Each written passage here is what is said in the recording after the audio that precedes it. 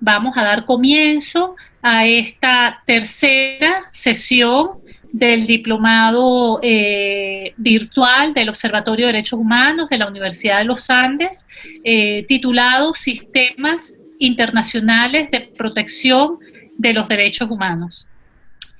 En esta oportunidad le damos la bienvenida al profesor Kelvis Zambrano, quien es abogado egresado de la Universidad de Carabobo, magíster en Derecho Constitucional de la Universidad de Carabobo, candidato a experto en Derechos Humanos por la Universidad Autónoma de Madrid. Él es profesor de Derecho Constitucional, abogado de la Red Universitaria por la Defensa de los Derechos Humanos, la Red UNI. El profesor Kelvis Zambrano también es miembro de la Junta Directiva de la Organización Consorcio Desarrollo y Justicia. Nos hablará el profesor Zambrano hoy sobre litigación estratégica en materia de derechos humanos y los mecanismos de protección.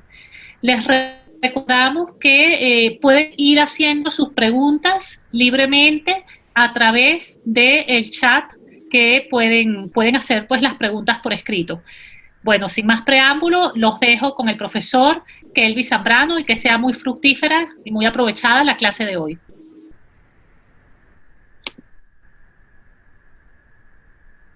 Hola, buenos días a todos los participantes. Quiero agradecer en principio la invitación del Observatorio de Derechos Humanos a la Universidad de los Andes, en especial a la profesora Maya y al profesor Nelson, quienes han tenido la gentileza de poder participar en este foro, este diplomado, que es muy importante para poder sociabilizar el conocimiento en materia de derechos humanos.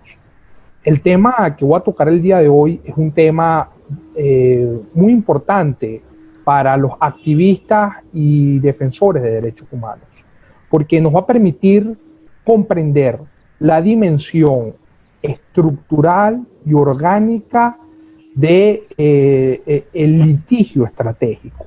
Es decir, de qué forma abordar un tema de derechos humanos que nos permita obtener un resultado favorable mediante alguna decisión judicial. ¿Qué es? Y voy a empezar definiendo lo que significa el litigio estratégico en materia de derechos humanos. Las láminas se ven, ¿no? Sí. Sí, muy bien. Perfecto. A ver, el litigio estratégico en materia de derechos humanos consiste en seleccionar un caso de alto impacto público. Este caso que seleccionamos, que debe tener alto impacto público, afecta la dimensión conceptual de los derechos humanos. Y en virtud de eso se presenta el caso ante los tribunales, ante el sistema de protección o ante cualquiera de los sistemas de protección existentes, bien sea el sistema de protección interno o los sistemas de protección internacional, con el propósito de garantizar su justiciabilidad. Esto significa que este mecanismo de selección de un caso debe ser planteado ante los tribunales. O sea, la piedra angular de lo que se entiende como litigio estratégico va a ser o van a ser los recursos judiciales que los dispositivos jurídicos del sistema interno, bien sea la Constitución o los ordenamientos jurídicos, van a disponer para la defensa de los derechos fundamentales y de los derechos humanos. El litigio estratégico tiene unas características fundamentales. La primera es la significación que se le da al uso del derecho. Es a través del empleo de los recursos que la ley ha desarrollado para la defensa de los derechos humanos que vamos a iniciar lo que se conoce como el litigio estratégico. Por ejemplo, un grupo de personas que pretenden defender los derechos ambientales ejercen un amparo constitucional ante cualquier tribunal de la República o ejercen cualquier recurso que ha dispuesto la Constitución o el ordenamiento jurídico para la defensa de los derechos. A raíz de este recurso que se interpone ante los tribunales es que se va a dar inicio a el litigio estratégico a partir de una acción judicial. El primer paso es interponer esa acción judicial, ese recurso jurídico, ese recurso constitucional, ejercer esa acción que la ley nos ha proporcionado para la defensa de nuestros derechos, para dar inicio entonces al litigio estratégico. Entonces, lo primordial es el uso del derecho o la significación del uso del derecho y de los recursos jurídicos para dar inicio a el litigio estratégico. Lo segundo es que tiene una proyección social. Esto significa que el recurso que se va a emplear, el recurso que vamos a interponer ante los tribunales, debe estar sustentado en una petición de proyección social. Por ejemplo, la defensa de los servicios públicos. En el caso venezolano, es evidente el deterioro y la violación del derecho humano al agua, por ejemplo, o la violación de los derechos constitucionales a gozar de servicios públicos de calidad. Si un grupo de personas se reúne e interpone una demanda por intereses colectivos o difusos, derechos colectivos, derechos e intereses colectivos y difusos, por la mala prestación de los servicios públicos, estaría entonces presentando, iniciando el primer paso, que es presentar el recurso ante los sistemas judiciales, en este caso haciendo uso de lo que sería una demanda por derechos e intereses colectivos y difusos, y esta acción va a tener una repercusión, una proyección, un impacto en el ámbito y la dimensión social, porque la petición va a tener como propósito que el Estado garantice que se respete el servicio público sobre el cual están ejerciendo la acción para la defensa del mismo. Otra característica es que resuelve un conflicto que afecta a un colectivo.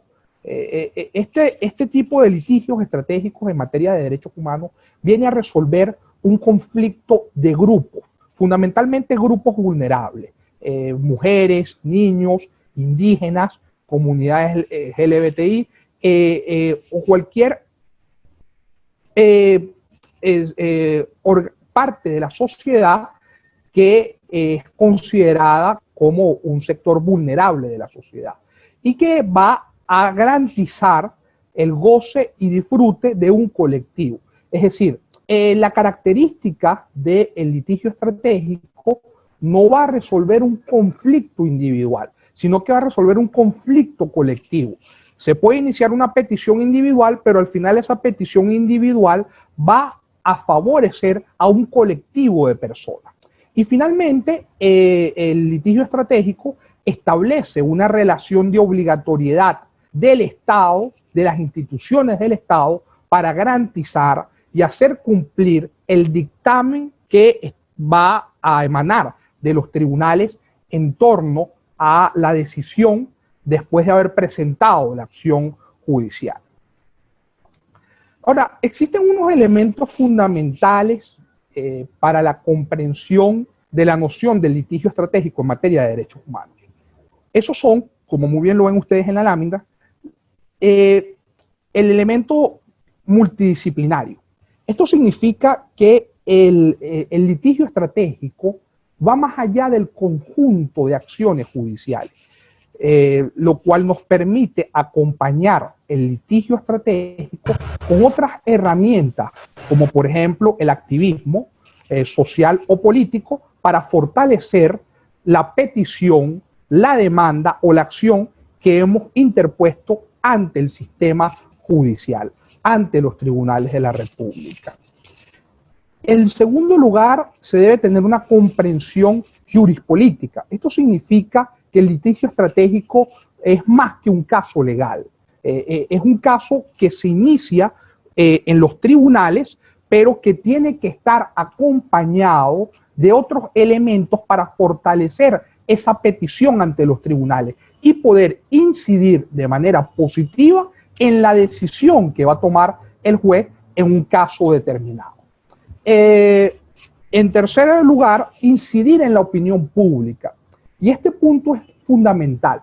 Recuerden ustedes, como lo decía el profesor Giovanni Sartori en su obra 30 lecciones de la democracia, la democracia se sostiene sobre el edificio de la opinión pública.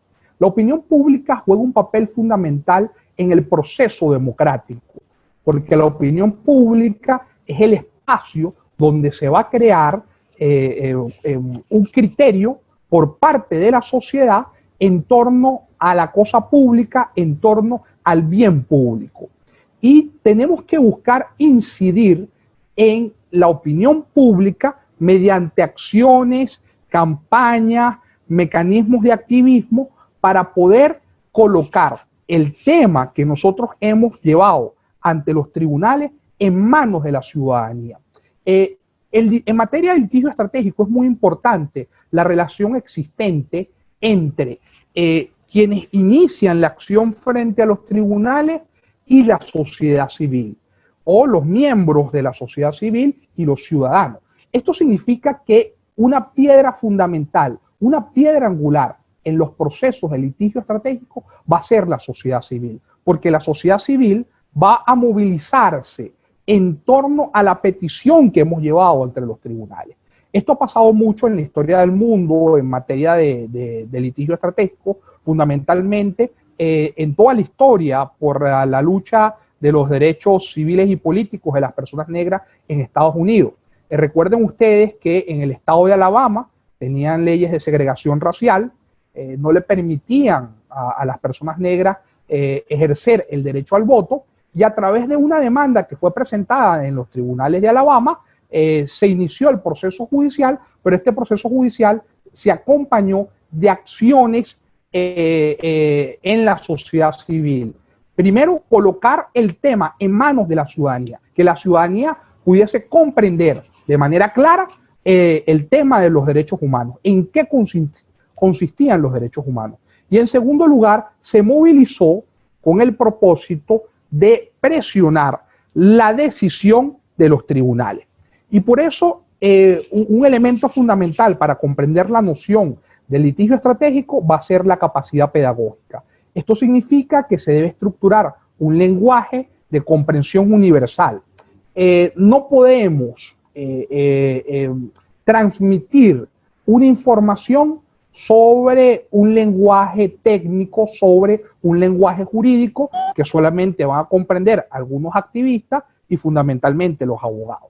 Tenemos que buscar ejemplos cotidianos que le permitan a la ciudadanía comprender de qué forma el pedimento que se está llevando, la demanda que se está ejerciendo en defensa de ese derecho humano, va a impactar en su vida cotidiana y de qué forma va a afectar su vida cotidiana.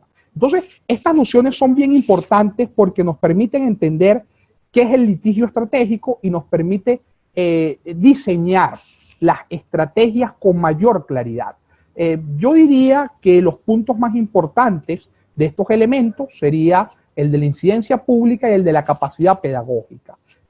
Y en este punto es importante que las personas que inicien un proceso para la defensa de un derecho humano a través del litigio estratégico tenga la capacidad de incidir en la sociedad, en principio con campañas informativas, es decir, que los miembros de los grupos sociales puedan comprender en qué consiste el derecho humano que se está defendiendo, de qué forma esa decisión que va a tomar el tribunal va a favorecer su vida cotidiana.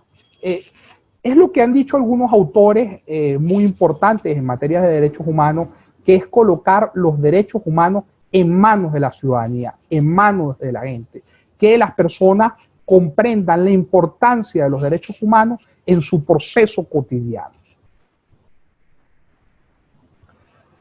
Ahora, ¿qué resultados buscamos o cuáles son los resultados que se van a obtener después de un proceso de litigación estratégica en materia de derechos humanos? Primero, reformar la legislación interna. Esto significa que muchas leyes son leyes que por lo general pueden tener un contenido contrario a la definición, a la dimensión filosófica de los derechos humanos. Entonces, a través del litigio estratégico podemos presentar, por ejemplo, un recurso de nulidad ante algún dispositivo jurídico por tener o su fundamento es contrario a los derechos humanos. Un ejemplo en el caso venezolano es la ley que hace ya un año fue sancionada por la Asamblea Nacional Constituyente, en la cual se vulnera y se menoscaba la libertad de expresión. Este podría ser un ejemplo para iniciar un proceso de litigación estratégica en defensa del derecho humano a la libertad de expresión, presentando un recurso de nulidad frente a esta ley que además es inconstitucional, no solamente por su contenido, sino por el procedimiento mediante el cual fue sancionado. En segundo aspecto, la litigación estratégica también es empleada para reparar daños causados a víctimas de violaciones de derechos humanos. Eso sucede mucho en sociedades que salen de conflictos armados, de situaciones en las que existen violaciones de derechos humanos, donde las organizaciones no gubernamentales, los activistas de derechos humanos, buscan la forma de iniciar acciones judiciales para poder reparar, indemnizar a las víctimas de violaciones de derechos humanos. El otro resultado que se busca a través de la litigación estratégica es que el Estado implemente políticas públicas con un enfoque en materia de derechos humanos.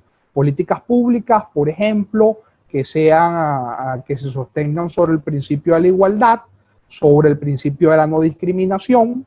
En el caso venezolano, Venezuela es un país que en materia de políticas públicas en torno a las personas con discapacidad no existen suficientes políticas públicas implementadas por los distintos sectores del poder público para garantizar que las personas puedan tener quizás un acceso a espacios públicos donde puedan estar, y este podría ser un caso interesante para poder plantearlo a través del sistema de litigación estratégica, planteando una petición ante algún tribunal de la República en el cual se exija por lo menos a los municipios que cumplan con algunos requisitos en materia de discapacidad, por ejemplo, que existan rampas en los sitios donde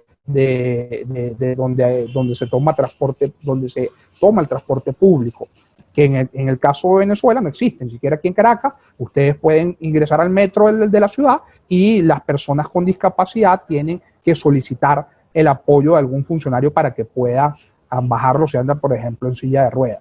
Entonces, eso podría ser un ejemplo para que se pueda implementar políticas públicas con enfoque en materia de derechos humanos. Otro resultado que se busca con la litigación estratégica es visibilizar la importancia de los derechos humanos y fundamentalmente de ese derecho humano que se está defendiendo. Otro resultado es derogar leyes que menoscaben los derechos humanos, además de reformarlas. También se puede solicitar que sean derogadas precisamente porque afecta la dimensión de los derechos humanos. Y finalmente, modificar la conducta de las instituciones y los funcionarios de los poderes públicos a través de estas acciones judiciales. Ahora, ¿cuáles son las bases para la estructuración de un litigio estratégico en materia de derechos humanos? En primer lugar, se debe documentar y estudiar. ¿Qué significa documentar y estudiar? Primero, las personas que pretendan dar inicio a un proceso de litigio estratégico en materia de derechos humanos deben ubicar cuál es el derecho humano que pretenden defender. En segundo aspecto, observar si ese derecho humano está siendo vulnerado por una institución del Estado, por un funcionario público, o se pretende solicitar que se implemente una política pública o solicitar que se derogue una ley o que se reforme una ley. Deben tener claridad de cuál es la petición que van a presentar ante los tribunales. Estudiar entonces la dimensión conceptual, las características de ese derecho humano y sobre todo, y yo diría que es lo más importante, cuáles son los criterios normativos para la aplicación de ese derecho humano. ¿Qué significan los criterios normativos? Los criterios normativos son los que le permiten a los tribunales, a los abogados litigantes, comprender la dimensión de ese derecho. Es decir, cómo se debe aplicar ese derecho. Un ejemplo, el derecho humano al agua y al saneamiento fue declarado por la Asamblea General de Naciones Unidas en el año 2010 como un derecho humano. Y el Comité de Derechos Económicos, Sociales y Culturales, a través de la observación número 15, plasmó que el derecho humano al agua se sostiene sobre unos criterios para su aplicación. Estos criterios normativos para su aplicación son que el agua sea suficiente para el uso personal y doméstico, e incluso expresó que se debe garantizar entre 50 y 100 litros de agua por persona y por día. El agua debe ser saludable, es decir, libre de microorganismos que puedan afectar la calidad del agua. El agua debe ser aceptable, debe tener un color, sabor y olor aceptable. Debe ser accesible, debe estar, si no llega a nuestros hogares, debe estar a una distancia que su recorrido no supere los 1000 metros, y debe ser asequible, no debe superar el 3% de los ingresos del hogar. Entonces, estos elementos, estos criterios normativos son importantes porque vamos a poder apreciar cuando estamos frente a la violación de este derecho humano. Entonces, podríamos decir, bueno, se cumplen con los estándares y los requisitos en materia de que es aceptable, por plantear, por dar un ejemplo, es aceptable el agua en términos de que su olor, su sabor y su color es aceptable, pero no es suficiente para el uso doméstico y el uso personal. Bueno, entonces se está violando el derecho humano al agua precisamente porque uno de sus criterios normativos para su aplicación está siendo afectado. En este caso está siendo afectado que no es suficiente. Entonces es bien importante que ustedes puedan distinguir cuáles son los criterios normativos para la aplicación y la comprensión de ese derecho humano. Otro ejemplo, por ejemplo, en el caso de la educación, el derecho humano a la educación es un derecho humano que, al igual que el derecho humano al agua, tiene unos criterios normativos para su interpretación y su aplicación. Debe ser aceptable, debe ser adaptable a todas las personas que van a formar parte del sistema educativo, debe ser accesible también en términos de costos. Entonces, estos criterios nos van a permitir comprender de qué forma se está violando o menoscabando ese derecho. Y yo aquí les recomiendo que busquen los distintos, no solamente lo que está plasmado en la teoría, en los libros, fundamentalmente las observaciones que hacen, por ejemplo, los organismos internacionales, los comités de Naciones Unidas, con frecuencia, con regularidad, presentan observaciones, análisis sobre un derecho humano particular, La Comisión Interamericana de Derechos Humanos, por ejemplo, tiene criterios de aplicación de los derechos humanos, de cada derecho humano de manera particular, y esto sería el primer paso, que sería el paso de documentación y estudio. Comprender la dimensión de ese derecho humano que se va a presentar ante los tribunales y comprender cuáles son los criterios normativos. Ahora, esta parte también implica que nos documentemos en torno a las acciones anteriores.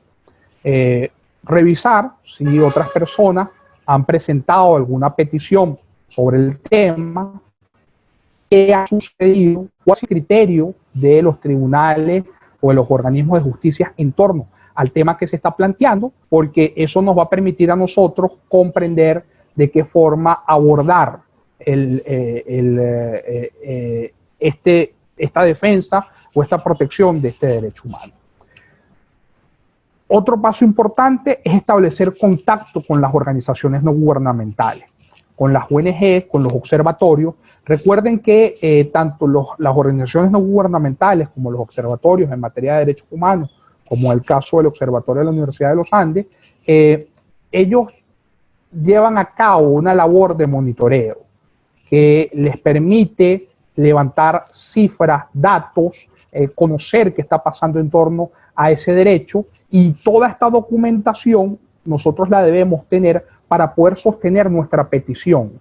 Es muy importante que nuestra petición se sostenga sobre elementos objetivos, comprobables, elementos científicos que permitan sostener nuestra petición. Es decir, si nosotros estamos solicitando que se respete el derecho a la salud de personas privadas de libertad, bueno, deben sostener esa petición, por ejemplo, en alguna documentación elaborada por organismos especialistas en la materia, como el caso del Observatorio Venezolano de Prisiones, y acompañarlo de cifras. ¿Cuál es el porcentaje de las personas privadas de libertad que padecen de un problema de salud en virtud de las condiciones en las que se encuentran, qué casos existen en torno al tema? Porque esta documentación nos va a permitir sostener un recurso que, si no prospera en el ámbito interno, con mucha seguridad va a prosperar en el ámbito internacional, recordando que la documentación y el agotamiento de la vía interna, que lo vamos a ver más adelante, son dos requisitos indispensables para la admisibilidad. Es muy importante que sostengan entonces su petición sobre la mayor cantidad de documentación posible y la mayor cantidad de datos posible de organismos especialistas. Otro punto importante es diseñar un mensaje para incidir en la opinión pública. Deben estar acompañados entonces este proceso, como lo había planteado al principio, de la acción ante los tribunales, del amparo constitucional, de la demanda por derechos e intereses colectivos y difusos, de una acción de nulidad de alguna ley, y esto debe estar acompañado de un mensaje. Pero ese mensaje se debe sostener sobre la idea de la comprensión en principio de ese derecho humano. Y en segundo lugar, el mensaje debe estar diseñado de la manera más fácil posible, que pueda comprenderlo todos los ciudadanos, no un lenguaje que esté dirigido solamente a los abogados o a los activistas, porque si no, la acción que se está presentando ante los tribunales no va a contar con el respaldo de la opinión pública y de la ciudadanía. Es bien importante establecer entonces una relación entre los ciudadanos y la acción que se está presentando. Si esa acción que van a presentar ante los tribunales es suscrita por la mayor cantidad de ciudadanos, pero que esos ciudadanos se movilicen en virtud de lograr una decisión favorable, esa acción presentada va a ser exitosa, porque va a contar con los dos elementos fundamentales en materia de litigación estratégica. Una petición sustentada en la documentación que les había comentado anteriormente y respaldada por acciones públicas por parte de los ciudadanos a través del ejercicio del activismo. Otro punto importante es diseñar campañas informativas. ¿Cómo se diseñan campañas informativas? Bueno, primero proporcionando la información al ciudadano. Recuerden ustedes que las democracias modernas se sostienen sobre ciudadanos activos, sobre ciudadanos informados. La garantía de un sistema democrático es un ciudadano que tenga acceso a la información. Y la idea es que ustedes puedan organizar en las comunidades la mayor cantidad de talleres, foros, que les pueda permitir al ciudadano comprender qué es lo que se está haciendo. Lo hablo desde mi experiencia cuando me ha tocado litigar algunos casos, fundamentalmente de presos políticos, que soy abogado de varios de ellos. En el caso de los profesores universitarios que fueron privados de su libertad de manera injusta en el año 2017, organizamos varias acciones con la universidad para presionar a las instituciones del Estado, en este caso a los tribunales de la República, para que otorgara una medida humanitaria por razones de salud. Y fíjense cómo fue la estructura del mensaje. El mensaje estaba estructurado sobre el hecho de que eran profesores de avanzada edad que estaban en condiciones de salud delicada. Y lo que se publicitó fue precisamente la condición de salud en la que se encontraban. Esa fue la estrategia comunicacional. Sostener la acción en base a la situación de salud en la que se encontraban y así movilizar a la mayor cantidad de personas posible, que se sensibilizaran frente a la situación debido a la condición de salud. El mensaje no fue un mensaje en torno a discutir o dilucidar en la opinión pública si estábamos frente a una detención arbitraria o no, si existían suficientes elementos de convicción o no. El tema no fue un tema de discusión jurídica, sino que las peticiones que presentábamos el grupo de abogados estaban acompañadas y respaldadas por acciones de activismo social. Por ejemplo, presentábamos alguna petición ante la Defensoría del Pueblo y esa petición era acompañada y respaldada por la mayor cantidad de ciudadanos posible, quienes después organizaron una serie de actividades que les permitían mantener el caso en la opinión pública y presionar a las instituciones del Estado. Muchas veces en el contexto venezolano o en el contexto de sistema de vocación autoritaria, no es fácil poder lograr que la sociedad a través del ejercicio del activismo pueda incidir en las decisiones tribunalicias, pero sí podemos lograr que puedan incidir en las decisiones de los organismos internacionales. Por ejemplo, organizar un par de actividades frente a las oficinas regionales de esos organismos internacionales en el caso de Venezuela, que nos permitió, gracias a estas acciones coordinadas, después de haber presentado una ante la Comisión Interamericana de Derechos Humanos, logramos que se otorgara una medida cautelar a estos profesores y que exhortaran al Estado venezolano a que cumplieran estas medidas cautelares.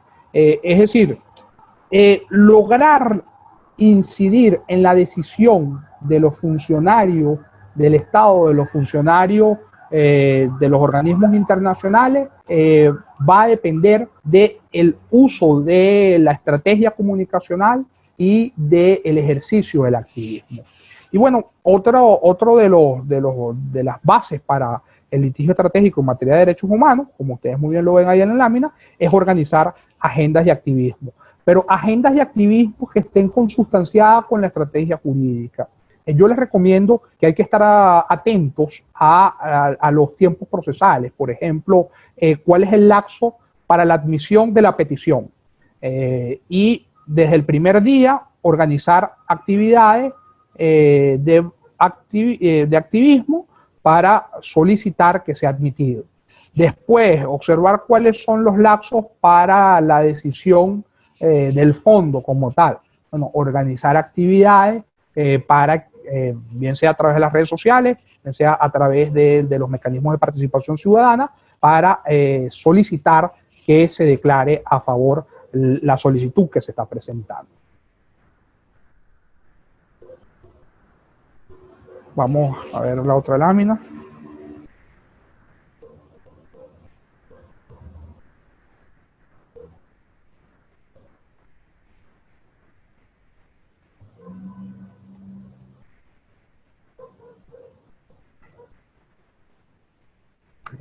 Ahora, vamos a ver los mecanismos de protección.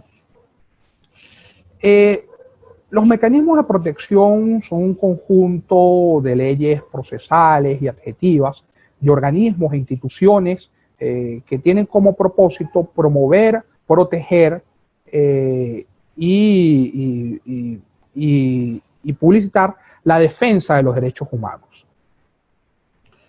Esto significa que los mecanismos de protección son los responsables de garantizar el respeto de los derechos humanos. Existen dos mecanismos de protección. Está el mecanismo de protección o el sistema de protección interno o sistema de protección constitucional, que es el que debe existir en todos los países, porque el primer responsable en garantizar y proteger los derechos humanos es el Estado. En segundo lugar, vamos a tener los sistemas de protección internacional en materia de derechos humanos, que se dividen en los sistemas regionales o en los sistemas universales de protección de derechos humanos. Existen tres sistemas por región. Está el sistema interamericano, que abarca lo que es el continente americano. Está el sistema de protección de derechos humanos europeo, y está el sistema de protección de derechos humanos africanos. Y el sistema universal de protección, que es el que se sostiene sobre la Organización de Naciones Unidas. ¿Cuál es la función de estos sistemas de protección? En principio, velar que los estados partes, y este término estados partes es un término empleado por el derecho internacional público y el derecho internacional de los derechos humanos, para caracterizar o definir a los estados que han firmado y ratificado un pacto o tratado en derechos humanos.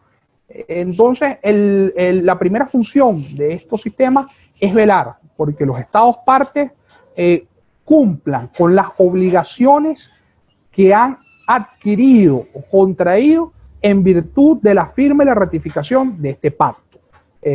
Cada pacto, por ejemplo, en el caso del sistema universal, tiene un comité que va a supervisar que el Estado parte cumpla con lo que está plasmado, con las obligaciones que están plasmadas en ese pacto o tratado en materia de derechos humanos. Y la segunda función es atender las solicitudes presentadas por los particulares. Es decir, todo ciudadano que es víctima de violaciones de derechos humanos por parte de uno de estos estados partes está facultado para poder presentar una solicitud, una queja o una petición ante algunos de estos organismos. Bueno, aquí vemos un concepto de lo que es el Sistema Interamericano de Protección, que es el primero que vamos a ver. Sin embargo, no está aquí en las láminas, pero sí es importante que podamos brevemente definir cuáles son los sistemas internos de protección. En el caso de Venezuela, los sistemas internos de protección se sostienen sobre los organismos y sobre los dispositivos jurídicos que la Constitución ha desarrollado en materia de derechos humanos. Por ejemplo, la Defensoría del Pueblo es uno de los principales órganos garantes en la defensa de los derechos constitucionales y los derechos humanos. Los tribunales de la República son otro de los órganos garantes en la protección de los derechos fundamentales y constitucionales. Entonces, cada constitución de cada estado debe edificar, diseñar un conjunto de instituciones para la defensa y protección de los derechos humanos, porque uno de los requisitos para poder acudir a uno de estos sistemas de protección es el agotamiento de la vía interna, es el agotamiento de los recursos internos. Esto significa que debemos demostrar ante estos organismos internacionales que hicimos uso de los recursos que la ley y la Constitución disponen para la defensa de los derechos humanos. Por ejemplo, si una persona es privada ilegítimamente de su libertad, recordemos que la libertad es un derecho inviolable y que solamente puede ser restringida porque una persona es sorprendida cometiendo un hecho punible o porque existe una orden judicial emanada por un tribunal de control en virtud de una solicitud que ha hecho la Fiscalía de la República por alguna investigación que se sigue en contra de esa persona. Esos son los dos mecanismos mediante los cuales una persona puede ser privada de libertad. Si no está enmarcado dentro de esos supuestos, estamos frente a una privación ilegítima de la libertad. Es decir, ningún cuerpo de seguridad del Estado puede privar a una persona si no está enmarcado dentro de esos dos requisitos constitucionales. En ese caso, la persona tiene varios recursos. En primero, lo que se llama el habeas corpus, que es un recurso constitucional, el cual puede ser presentado por cualquier persona, no hace falta que esté asistido por un abogado, de hecho lo puede hacer sin ningún tipo de formalismo, lo puede hacer a mano y presentarlo ante cualquier juez de control con competencia en materia penal, solicitando que esa persona sea colocada en libertad de manera inmediata debido a que fue privado de libertad sin que existan estos dos requisitos, los cuales les mencioné anteriormente. Y eso implica que el juez debe pronunciarse en un lapso de 24 horas sobre la condición en la que está la persona, citar al órgano competente y observar que en efecto existe una privación ilegítima y otorgar la libertad de manera inmediata. Ya eso nos permitiría justificar que se agotó la vía interna y poder ejercer una petición frente a uno de estos organismos que más adelante vamos a conversar. Otro ejemplo podría ser presentar un amparo constitucional. Acuérdense que el amparo constitucional es un derecho que está plasmado en las constituciones de los estados para la defensa de los derechos constitucionales. Y recuerden además que el amparo constitucional también puede ser empleado para la defensa de los derechos humanos. En el caso venezolano, de acuerdo al artículo 23 de la Constitución, los tratados, pactos en materia de derechos humanos que han sido firmados y ratificados por la República tienen carácter constitucional, forman parte de lo que se llama en materia de derecho constitucional el bloque de la constitucionalidad, están al mismo nivel de la Constitución. Entonces, si se viola el derecho humano, por ejemplo, al agua, uno puede ejercer un amparo constitucional en defensa de este derecho humano. Es bien importante que sepan que el amparo constitucional tampoco exige de mayores formalismos, no hace falta la asistencia de un abogado, simplemente las personas que quieran ejercer estas acciones, este derecho, deben estudiar la dimensión del derecho sobre el cual quieren ejercer una defensa y redactar un documento y presentarlo ante un tribunal de la República competente en la materia. Aquí es bien importante tener en cuenta, en principio, que el amparo se debe presentar frente a una violación flagrante de un derecho constitucional, porque el amparo constitucional tiene una naturaleza restitutoria, ¿sí? Lo que significa que a través de esta acción se debe restituir el derecho constitucional que fue vulnerado, el derecho constitucional que fue violado, es decir, se activa desde el momento en que existe una violación a un derecho constitucional y las instituciones del Estado están en la obligación de exigir a alguna de estas instituciones que violó ese derecho humano a tomar ciertas medidas para la restitución de ese derecho constitucional o humano que fue violado. Otros mecanismos de protección es acudir ante la Defensoría del Pueblo, por ejemplo, a través de una solicitud de información pública. En muchos de los casos que yo he llevado, lo primero que presento para iniciar y labrar el camino de la litigación estratégica son los recursos de información pública. ¿Qué son estos recursos? Bueno, son mecanismos que nos van a permitir obtener información sobre un tema específico. Por ejemplo, en varias oportunidades con varios ciudadanos he presentado solicitudes de información en la cual le solicito a alguna institución del Estado, por ejemplo, información sobre el gasto público, de qué forma se gasta los recursos de la Dirección de Salud de una gobernación o de una alcaldía, cómo son invertidos, cómo son aprobados, cómo llegan. Estos recursos ustedes lo pueden utilizar no solamente para obtener información de la forma en cómo se gasta el presupuesto, sino para tener cualquier tipo de información que tenga característica pública. Y esto le va a permitir a ustedes poder iniciar el camino para una litigación estratégica.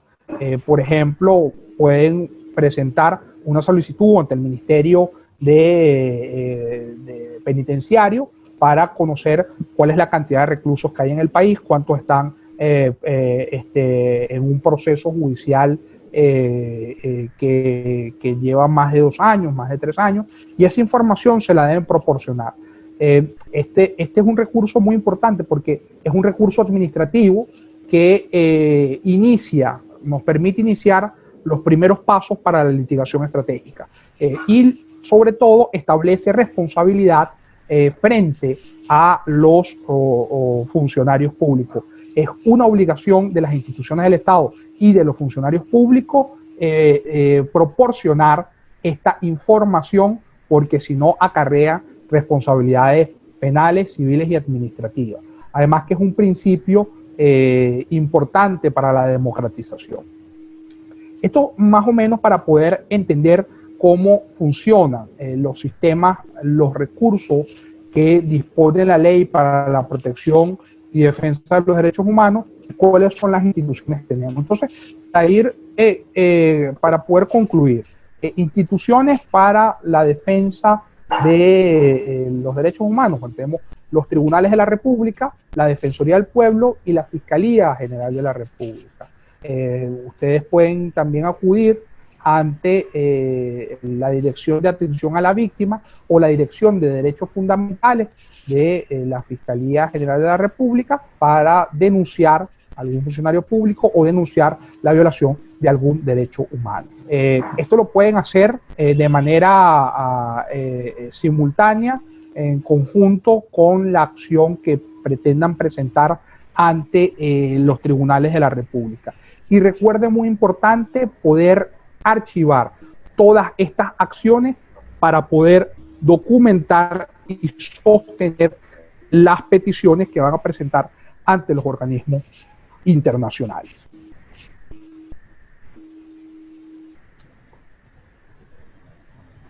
Ahora, en el sistema interamericano de protección, en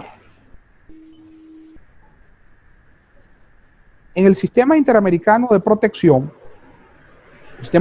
de protección, se sostiene sobre 2 instituciones importantes.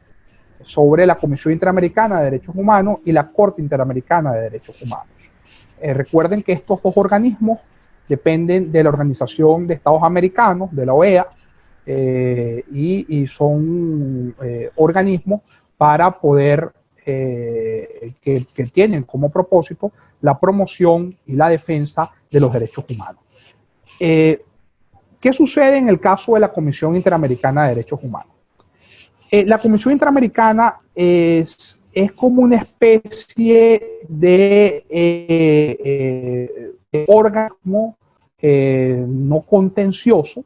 Ustedes pueden presentar una solicitud ante esta institución, lo pueden hacer de manera presencial o lo pueden hacer a través del sistema de petición. En la página de la Comisión Interamericana de Derechos Humanos, ustedes van a conseguir el sistema de petición.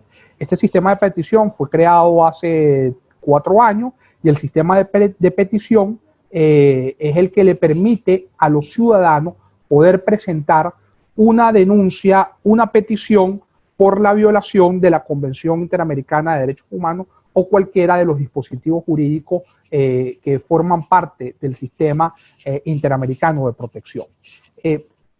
La Comisión simplemente va a exhortar al Estado venezolano a que tome ciertas medidas. Si la Convención, al presentar estas recomendaciones al Estado venezolano, el Estado venezolano o cualquiera de los estados no le hacen caso, ignoran ese exhorto que hace la Comisión, la Comisión inmediatamente de oficio presenta el caso ante la Corte. Nosotros no podemos acudir a la Corte Interamericana de Derechos Humanos. No es como el caso de la Corte del Tribunal Europeo de Derechos Humanos. En el caso europeo, los ciudadanos pueden presentar una demanda, una solicitud a uno de los estados partes de manera particular, individual. En el caso de nosotros, de nuestro sistema interamericano, pues, debemos acudir en principio es a la Comisión Interamericana. ¿Cuáles son esos requisitos para poder acudir a la Comisión Interamericana? Esto es bien importante y estos requisitos para la admisibilidad, para presentar peticiones, son requisitos que se aplican también al sistema universal. Esos requisitos son, en principio, verificar que el Estado parte, es decir, que el Estado que ustedes van a denunciar sea parte de ese tratado. Es decir, la Convención Interamericana de Derechos Humanos, la Comisión Interamericana de Derechos Humanos, se crea a través de la Convención Americana de Derechos Humanos. Esta Convención Americana de Derechos Humanos es el dispositivo jurídico más importante del sistema de protección en materia de derechos humanos. Y esta convención crea la comisión. ¿Qué deben percatarse ustedes? Que el Estado que ustedes sobre el cual van a presentar la denuncia, sea parte haya suscrito y ratificado la convención. Sin embargo, en el caso venezolano que denunció la convención, se aplica, se pueden seguir presentando solicitudes ante la comisión, pero no ante la Corte. Eso lo vamos a explicar más adelante. Pero lo importante es conocer que la Comisión Interamericana, la Comisión Interamericana de Derechos Humanos, exige unos requisitos fundamentales. Primero, que se agote la vía interna. Es decir, ustedes tuvieron que haber acudido a los organismos internos de protección en materia de derechos humanos, o cualquiera de los recursos que les he comentado, o a cualquiera de las instituciones a las cuales he hecho mención, y esa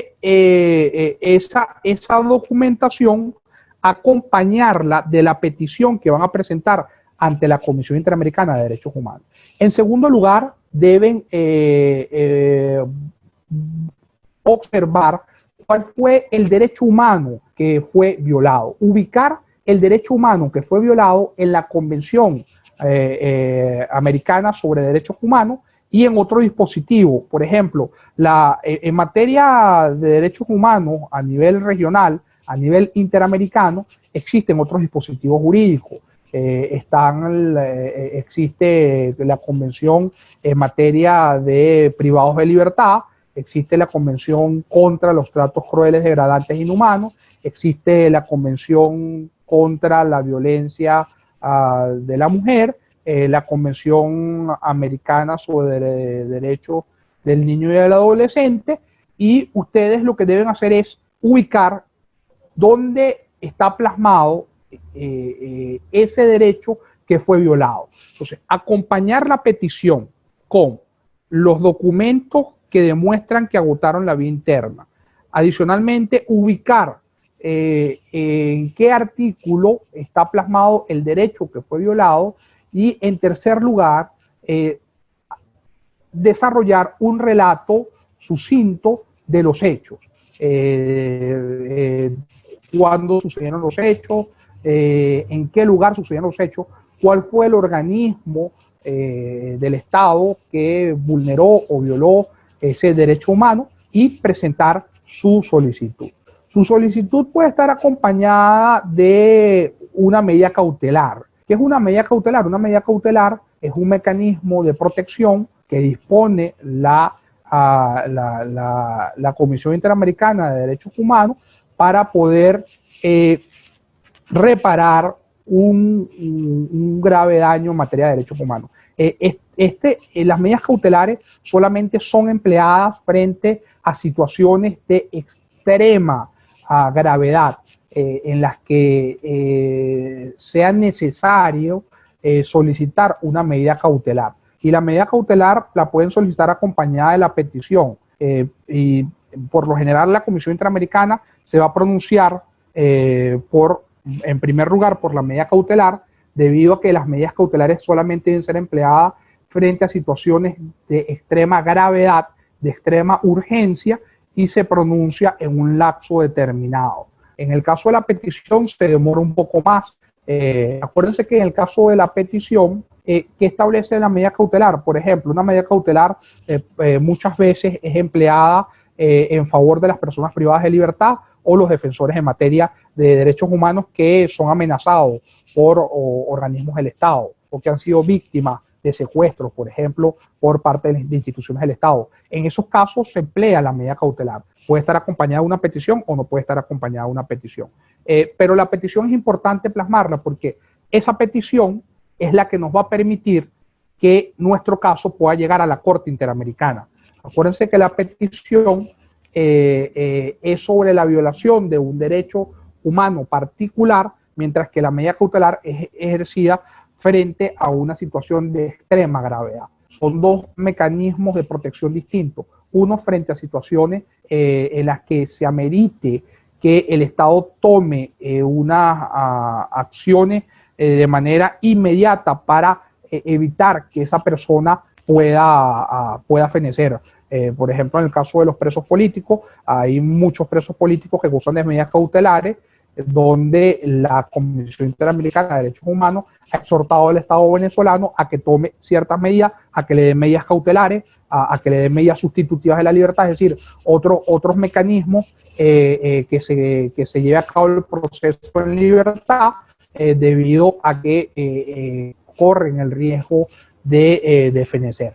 En el caso de la petición se presenta por la violación del derecho humano, de un derecho humano, y esa petición va a continuar su camino si después que que la comisión admite el caso, va a pronunciarse sobre el foro. En estos procesos la comisión solicita información tanto a la parte que presenta la solicitud como a el Estado. Va a solicitar información a ambas partes. Por eso es bien importante que la parte que ejerza esta acción tenga la mayor cantidad de documentación y tenga la mayor cantidad de respaldo en materia de probar que se agotó la vía interna, porque va a facilitar y va a asegurar que sea admitida la petición o la medida cautelar. Entonces es bien importante la documentación y que se sostengan en el apoyo de organizaciones no gubernamentales. Recuerden que las organizaciones no gubernamentales ejercen la acción del monitoreo. Tenemos otro. Ahora, vamos a ver lo que son los sistemas de protección en materia universal, es decir, los sistemas que se sostienen sobre la Organización de Naciones Unidas. Ahí pueden observar un concepto. El Sistema Universal de Protección es un conjunto de normas procesales, de organismos que pertenecen a la Organización de Naciones Unidas, cuya fin es la promoción y la protección de los derechos humanos. Este sistema universal se sostiene sobre el sistema de tratados y los sistemas o el sistema de órganos. El sistema de tratados se sostiene sobre 9 tratados. Naciones Unidas tiene 9 tratados, que esos 9 tratados han creado 9 comités. Cada comité tiene la responsabilidad de velar por el cumplimiento de lo que está plasmado en ese tratado, en esos tratados o pactos internacionales. Los sistemas de órganos, que también son otro de los mecanismos de protección, tienen como propósito supervisar, además de supervisar a los estados que forman parte de la Organización de Naciones Unidas en el cumplimiento y el respeto de los derechos humanos, también van a supervisar al resto de los organismos, el funcionamiento de los comités, porque son órganos que no solamente supervisan el cumplimiento de los derechos humanos, sino que son órganos consultivos importantes en materia de derechos humanos para la Organización de Naciones Unidas. Entonces, están los órganos convencionales, que son los comités de expertos independientes creados por cada tratado. Está el Alto Comisionado de Naciones Unidas para los Derechos Humanos. Están los procedimientos especiales. Estos procedimientos especiales están expertos independientes, relatores especiales y grupos de trabajo especiales. Cada grupo de trabajo tiene una misión, un propósito específico. Por ejemplo, está el grupo de trabajo de detenciones arbitrarias, que solamente recibe solicitudes frente a situaciones de detenciones arbitrarias, y está el Consejo de Derechos Humanos. Estos organismos, como les dije, además de supervisar que los estados que forman parte de la Organización de Naciones Unidas cumplan con las obligaciones que han adquirido por la firma y la ratificación de estos pactos y estos tratados, también son organismos de consulta en materia de derechos humanos para Naciones Unidas. Estos organismos presentan informes, estos organismos presentan criterios importantes para la comprensión y la interpretación de los derechos humanos, presentan observaciones para ampliar la dimensión de los derechos humanos, y todo este criterio va a servir para poder sustentar nuestras peticiones. Aquí pueden ver en esta lámina, estos son los comités que existen. Está el Comité de Derechos Humanos, que tiene como propósito supervisar y garantizar que se respete el Pacto Internacional en materia de derechos civiles y políticos. Está el Comité de Derechos Económicos, Sociales y Culturales, que tiene la responsabilidad de supervisar que se respete el Pacto Internacional de Derechos Económicos, Sociales y Culturales, y así cada comité, cada organismo va a supervisar que el Estado parte que ha suscrito y ratificado ese pacto o esa convención cumpla con las obligaciones adquiridas en esos pactos. ¿Y cuáles son esas obligaciones adquiridas? El Estado tiene 3 obligaciones fundamentales: la de respetar, la de proteger y la de adoptar. Respetar, en este caso los estados están obligados a garantizar que todos los ciudadanos puedan disfrutar y gozar de los derechos humanos. Proteger, en este aspecto los estados tienen la obligación de evitar que se susciten situaciones donde se violen los derechos humanos. y si existen tales situaciones que por parte de una organización, de una institución del Estado que viola derechos humanos, deben ser sancionados. Y finalmente, adoptar esta obligación de adoptar obliga a los estados a que implementen políticas públicas con enfoque de derechos humanos y iniciativas legislativas, es decir, que se desarrollen leyes, que se sancionen leyes que promuevan y respeten los derechos humanos. Y si, por ejemplo, no existen el Estado o un Estado ha suscrito y ha ratificado el pacto, la convención, por ejemplo, en materia sobre la eliminación de la discriminación racial, bueno, está en la obligación de implementar los principios de esa convención en el ordenamiento jurídico interno, es decir, aplicar, trasladar esos principios de ese instrumento internacional a los instrumentos nacionales, de adoptar esos principios, esos derechos, esas reglas que están plasmados en el sistema internacional, en el sistema interno. ¿Alguien me iba a hacer una pregunta?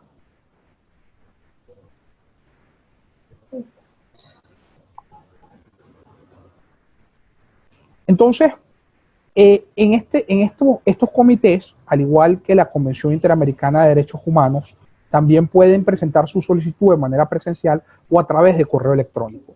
Fíjense, la Convención Interamericana en su página tiene un sistema de peticiones donde ustedes deben de llenar ese formulario. Mientras que los comités, en sus páginas web, en la página web de la Organización de Naciones Unidas, ustedes pueden ubicar el correo electrónico de cada comité para presentar su petición o su queja. Importante, deben cumplir con los mismos requisitos para su admisibilidad. En primer lugar, deben agotar la vía interna, demostrar que agotaron la vía interna a través de la interposición de recursos que fueron presentados ante los tribunales o de denuncias que fueron presentados ante la Defensoría del Pueblo o ante los organismos de cada nación. En segundo lugar, presentar la mayor cantidad de documentación posible que demuestre que existe una violación de derechos humanos por parte de las instituciones y del Estado. En tercer lugar, y esto es bien importante, no se puede presentar de manera simultánea un caso en dos instancias internacionales. Si ustedes, por esto es bien importante que ustedes evalúen cuáles de los dos sistemas pretenden emplear.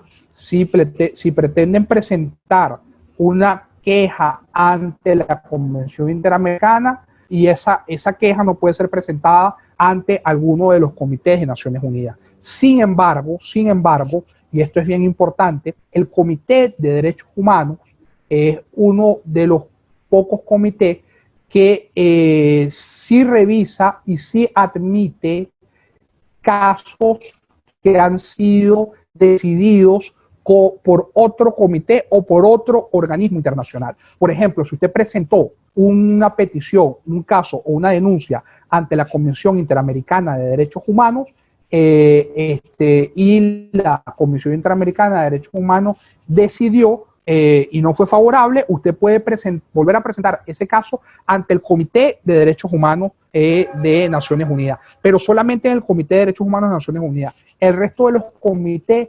no tiene la posibilidad o no admite la posibilidad de conocer casos que ya han sido planteados en otros organismos internacionales. Sobre este tema yo les recomiendo un libro que acaba de publicar el profesor Carlos Ayala Corado, que se llama El Comité de Derechos Humanos de la ONU.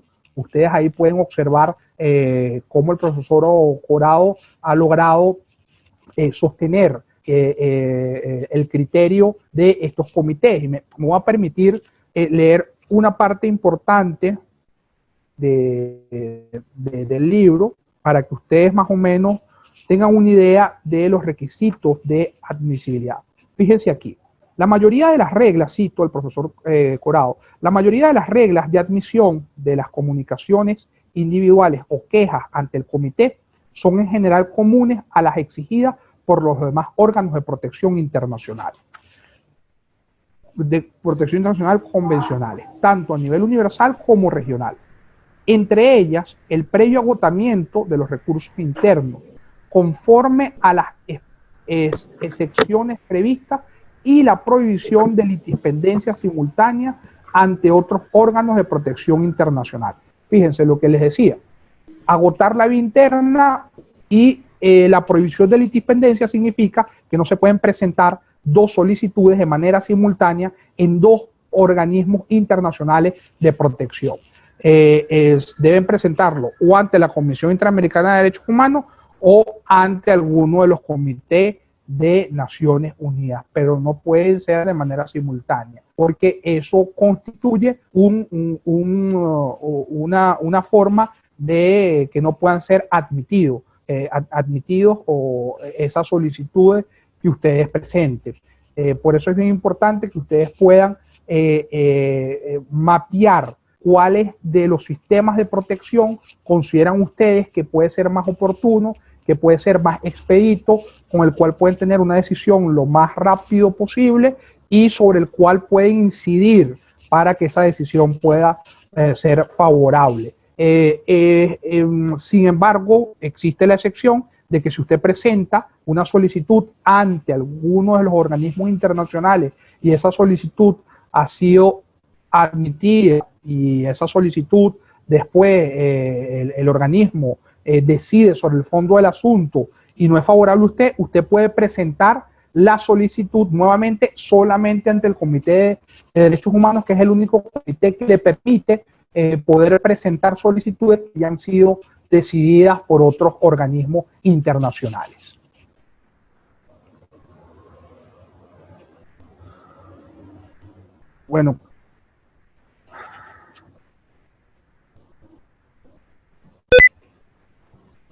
Bueno, muchas gracias. Espero que le haya sido de utilidad esta breve charla que pudimos tener el día de hoy. Y bueno, estoy abierto a las preguntas.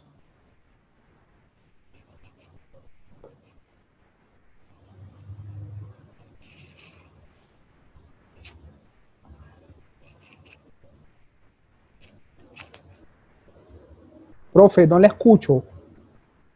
Muchas gracias, sí, muchas gracias. Disculpen, tenía el micrófono cerrado. Muchas gracias, profesor Kelvin, por su excelente presentación, que es sumamente valiosa porque también es una presentación no solamente desde la teoría, sino también desde la práctica de todos los años que usted tiene trabajando en la defensa pues, de víctimas de violaciones de derechos humanos. Quería, profesor, decir que si usted cliquea en donde dice chatear, podremos ver que hay varias preguntas. Yo le he seleccionado interesantes, todas son interesantes. Hay una pregunta de Saúl Blanco.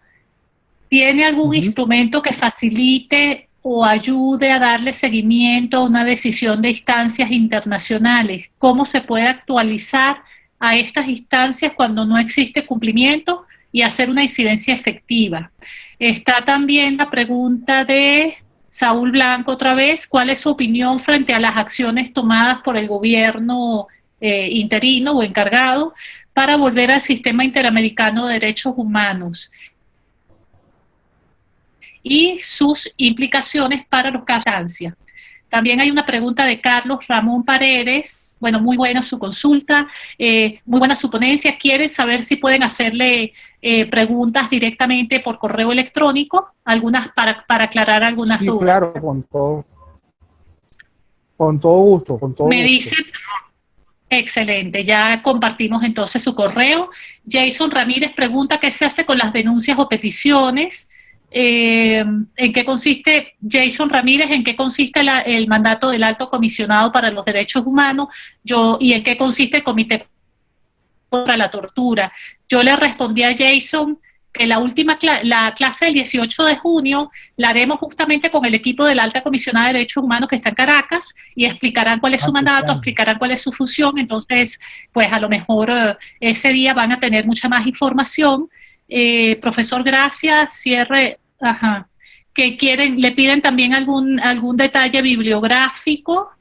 Si Sí, tiene alguna bibliografía, sí, vamos a bueno, ver si yo nos... les recomiendo, Sí, yo les recomiendo, por ejemplo, este libro que es del profesor Héctor Faude Fernández, es una obra muy importante porque nos va a permitir entender cómo es el criterio del sistema interamericano de protección en materia de derechos humanos frente al agotamiento de los recursos internos. Este que fue el que cité, que es el del profesor Ayala Corado, que es sobre el Comité de Derechos Humanos de la ONU, la admisión de los casos decididos por otros órganos internacionales. También, bueno, ahorita compré este libro que lo estaba revisando, es de la profesora Mónica Pinto, temas sobre derechos humanos. Estos libros los pueden conseguir en librerías jurídicas aquí en Caracas. Incluso creo que algunos están en la web. Creo que el del profesor Faudes creo que está en PDF. tiene una pregunta por acá reciente, ¿cómo modificar o qué estrategias usar para modificar la conducta de las instituciones y los funcionarios públicos cuando no hay Estado de Derecho en el país? Entonces, por los momentos creo Sí. que no se me queda ninguna pregunta. Si usted quiere, pues brevemente responder alguna o responder todas con... Sí, Tenemos un poquito de sí, tiempo, estamos... Sí.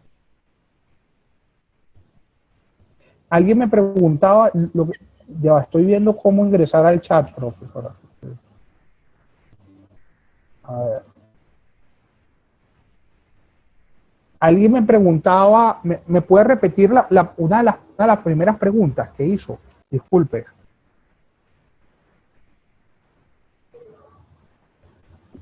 No hay ningún problema, ya voy. Voy.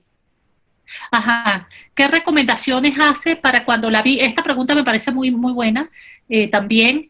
¿Qué recomendaciones, creo que no la había leído, qué recomendaciones hace para cuando la víctima o los abogados penalistas no quieren difundir sobre el caso de derechos humanos?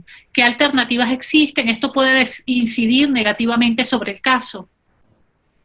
Sí, bueno, en efecto, sí, es importante poder visibilizar los casos, sobre todo si se quiere implementar un esquema de litigación estratégica, porque la visibilización es la que le va a permitir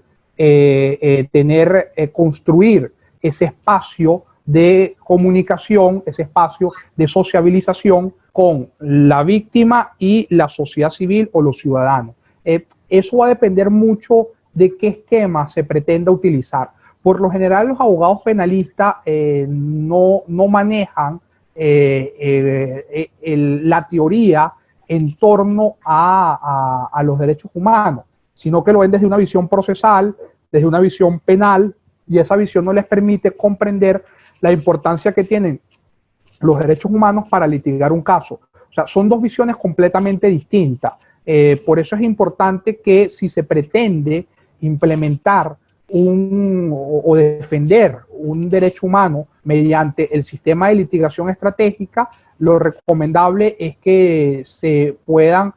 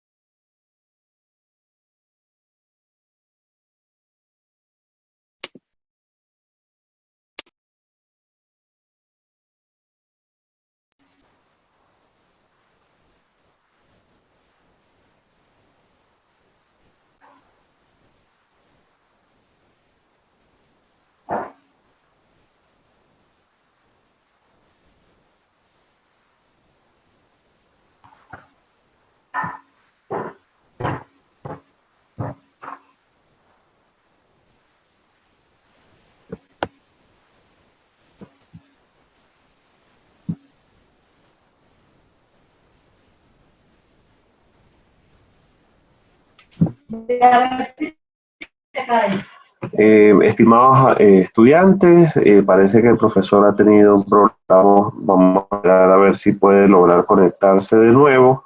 Nosotros también experimentamos una falla de conexión. Esperamos que no se repite, podamos terminar la clase. Esperemos unos minutos mientras que el profesor se conecta.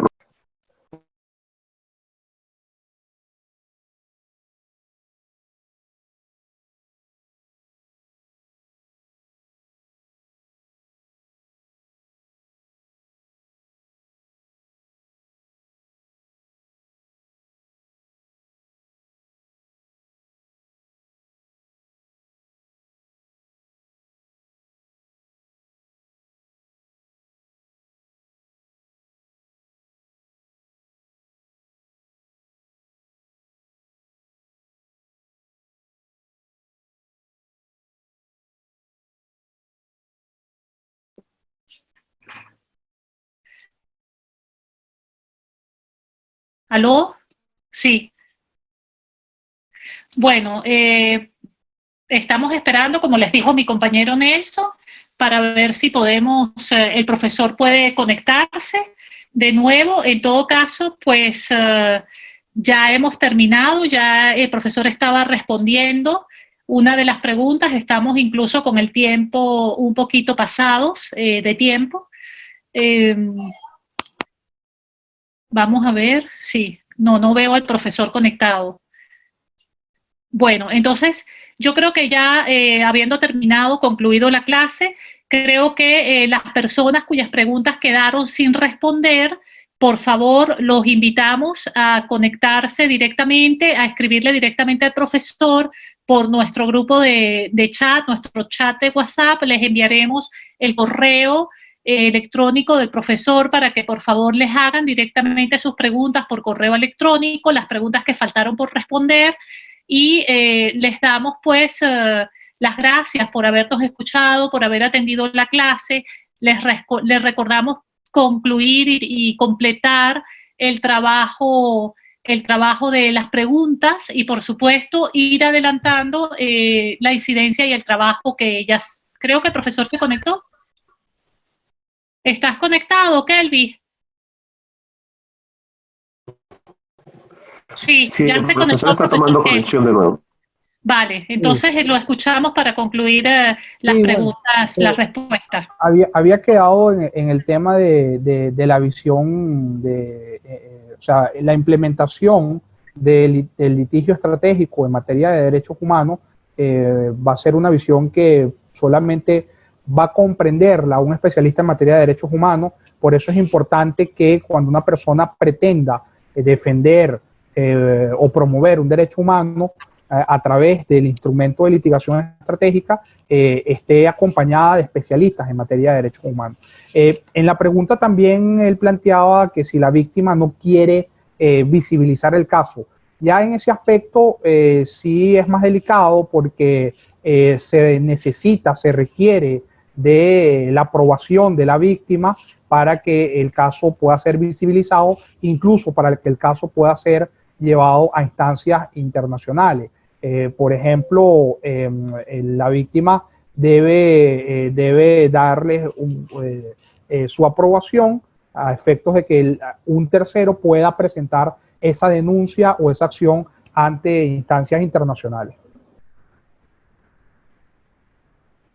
Teníamos otra pregunta acá, continuábamos con la pregunta. Uy, hay muchas más, hay muchísimas más preguntas. Sí, bueno, preguntaban que cómo se hacía seguimiento a las decisiones de las instancias internacionales. Yo ya les había avanzado que habían informes de recomendaciones, informes de seguimiento, sí. Sí. Claro, también está el hecho de que si presentan una petición, o sea, las personas que hemos presentado peticiones ante los organismos internacionales, la Comisión Interamericana o los comités de Naciones Unidas van a tener una comunicación constante con nosotros en relación al estatus del caso. Y por esa vía se le hace seguimiento cuando se presentan acciones individuales, peticiones individuales. Como le había comentado, en el sistema de petición que está en la página web de la Comisión Interamericana de Derechos Humanos, ustedes deben registrarse con su usuario, con su clave, y cuando presenten la petición van a tener una comunicación frecuente con la Comisión Interamericana del estatus en el que se encuentra el caso. Les va a llegar el informe de admisibilidad, si no fue admitido, también les llega un informe de no admisión, y así sucesivamente van a poder hacerle seguimiento al caso que ustedes han presentado. Perfecto. Hay otra pregunta sobre ¿en qué consiste el mandato de la alta comisionada? Sí, informes de seguimiento ya, profesor.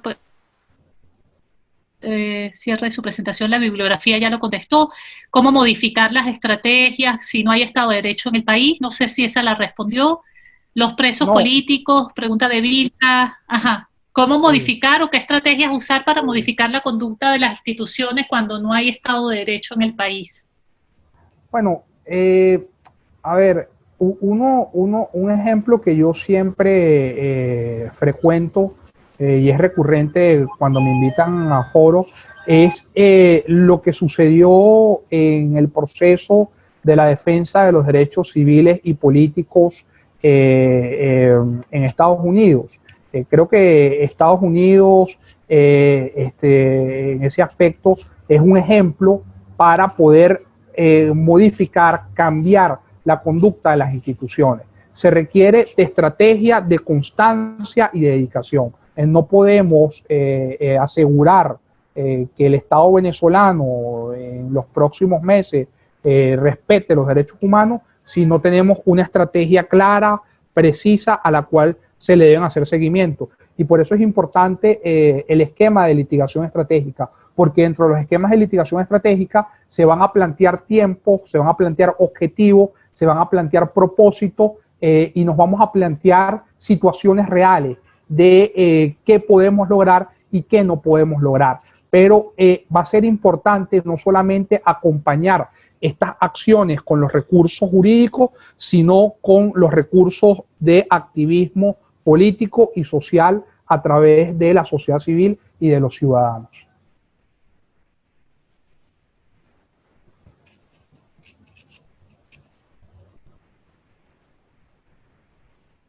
No se escucha, profe. Perdón. La práctica aquí con esto. De Vilca Fernández, quien fue preso político en Venezuela por muchos años, estudiante de la Universidad de Los Andes, desterrado en Perú. Los presos políticos, pregunta, son víctimas de dos acusaciones, una política y una jurídica. ¿Cómo las enfrenta usted como defensor de presos políticos? Bueno, es la pregunta de Vilca. Sí, gracias por la pregunta, Vilca, y saludo. A ver, existe una realidad procesal en tribunales que esa realidad procesal se sostiene fundamentalmente sobre un hecho político. Realmente ellos construyen un caso en el que tratan de construir una apariencia jurídica, pero sabemos que en el fondo son decisiones políticas. Un ejemplo claro. Yo soy abogado en algunos casos en los que a algunas personas se le acusa de traición a la patria. Los argumentos que yo he empleado frente a este tipo penal, que es del Código Orgánico de Justicia Militar, lo sostengo sobre el argumento del derecho a la desobediencia civil. Recuerden que la desobediencia civil es un derecho constitucional, es un derecho humano que exige de los ciudadanos el desconocimiento de autoridades que violan, menoscaban los derechos humanos y autoridades que no respetan las libertades y fundamentos constitucionales. Yo he recurrido con mucha frecuencia a la bibliografía en materia de desobediencia civil para poder sostener mis argumentos y defender el argumento de la acción que muchas de estas personas está enmarcada en la defensa de la ley, está enmarcada en la defensa de los principios republicanos y por lo tanto no constituye un tipo penal como el de traición a la patria.